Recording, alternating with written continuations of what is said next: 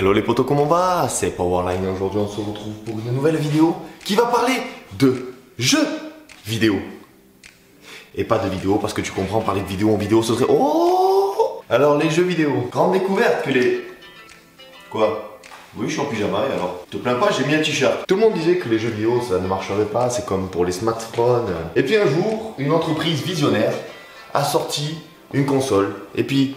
ça a commencé à marcher à la sortie des jeux, puis d'autres marques ont commencé à lancer leurs consoles. Les jeux vidéo font partie intégrante de nos vies depuis quelques temps. Moi personnellement je suis un gamer depuis que j'ai reçu la première PlayStation à mon anniversaire. Et encore au jour d'aujourd'hui je reste un fidèle de Sony. Surtout depuis la sortie du casque VR sur le PS4.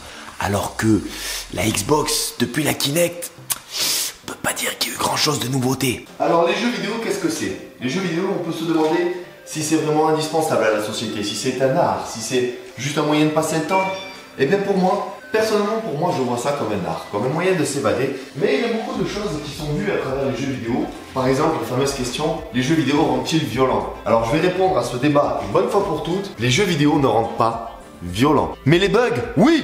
Non sérieux, qui n'a jamais fait une partie classée sur un jeu en ligne et qui s'est retrouvé au moment où il allait faire le plus haut score, qu'il allait battre tout le monde, un lag de connexion, boum, déconnexion, dernier du classement, tu l'as dans le cul.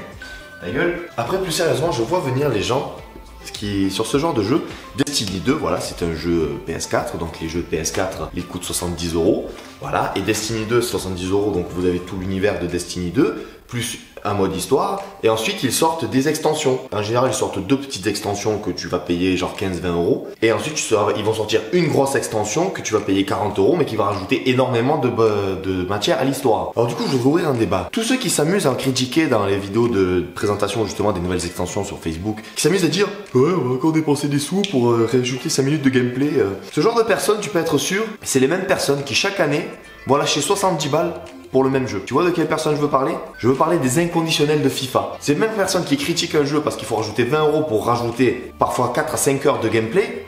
En mode histoire, je parle bien sûr, parce qu'on parle pas après des modes multijoueurs et des quêtes et tout ça. C'est ces mêmes personnes qui vont payer 70 € un jeu qu'ils ont déjà, juste parce que Neymar, il est plus marqué au Barça, mais il est marqué, je sais même pas où il joue en vrai, parce que je regarde pas le foot.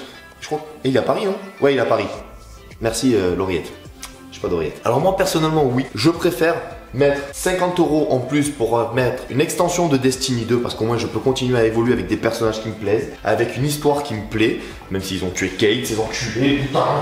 Mais en outre, les jeux vidéo c'est surtout quelque chose qui permet de s'évader pour moi. Pour moi oui, les jeux vidéo c'est un art parce que passe une mauvaise journée ou alors par exemple là en plein confinement, les jeux vidéo si ça n'existait pas, mais on se ferait chier. Oui, je parle parce que je suis encore en plein confinement. Sur ce les potos, c'était une petite vidéo pour vous parler des jeux vidéo, voilà. Je vais pas m'étendre un petit peu plus sur la réalité virtuelle ou tout ça parce que j'ai déjà fait une vidéo dessus. Je vais pas m'étendre un petit peu non plus sur les nouveautés qu'il y a à venir parce que je pense que c'est quelque chose qu'il faut s'y entendre un minimum pour ça. Et moi, à part y jouer, je ne fais pas grand chose. Donc voilà les potos, c'était juste pour vous parler de ça.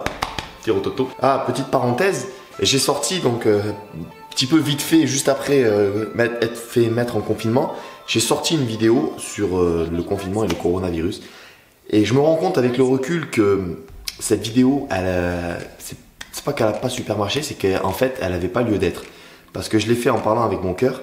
Et le problème, c'est que lorsque tu parles devant une caméra avec ton cœur, eh ben souvent tu essayes de faire un truc court et concis pour pas prendre trop de temps parce que souvent tu te répètes quand tu parles avec le cœur. Tu vois ce que je veux dire? Tu vas te dire un truc, puis tu vas oublier que tu l'as dit, puis tu l'as redit, puis au montage au final tu vas te retrouver avec un rush comme ça, alors que ce qu'il y a d'utile c'est ça quoi.